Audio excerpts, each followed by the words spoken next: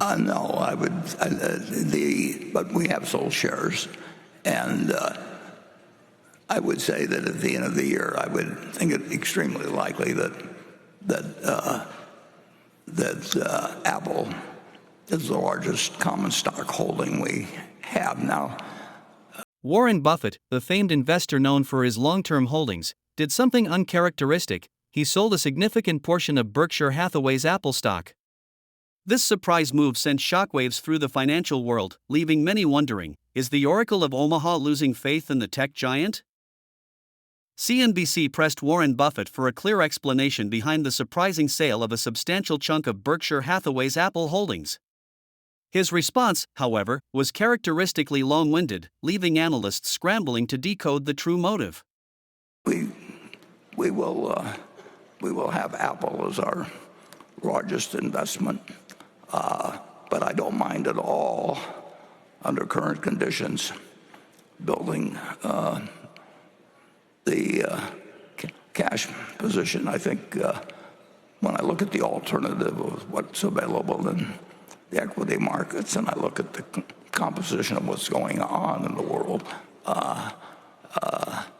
we find it quite attractive. And one key phrase raised eyebrows: if I look at the alternative of what's available in the equity markets. This cryptic remark, coupled with the reluctance to directly criticize Apple, which remains their largest holding, hints at a deeper story. Could it be that, despite Apple's dominant position, Buffett sees more attractive opportunities elsewhere? The sale suggests Apple might not be firing on all cylinders according to Berkshire's investment criteria, leading them to seek greener pastures. Unveiling the extent of the shift, Berkshire Hathaway's public filings reveal a significant reduction in their Apple holdings. As of December 31, 2023, they boasted a massive 905 million shares of the tech giant.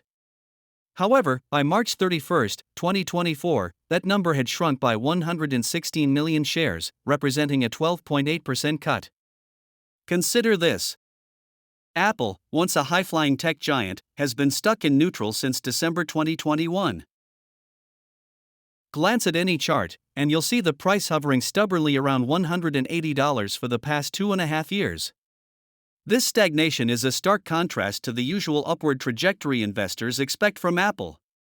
Sure, there might have been a blip towards $200, but the rally fizzled out quickly.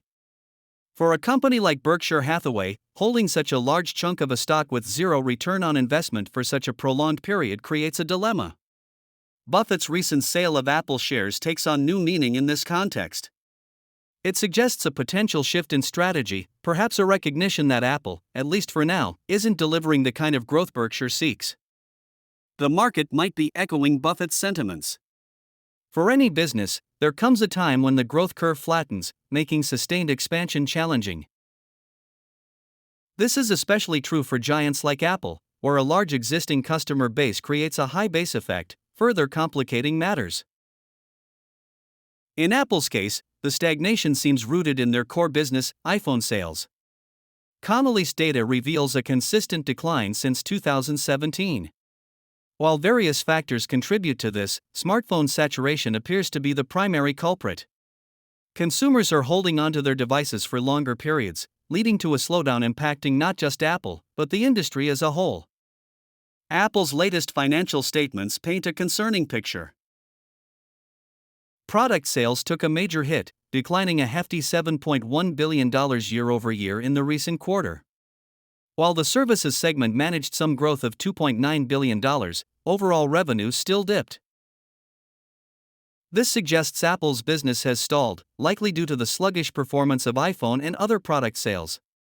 If we look at sales by category, we can see that iPhone sales dropped from $51.3 billion to $45.9 billion. The company's cash and debt position is also deteriorating.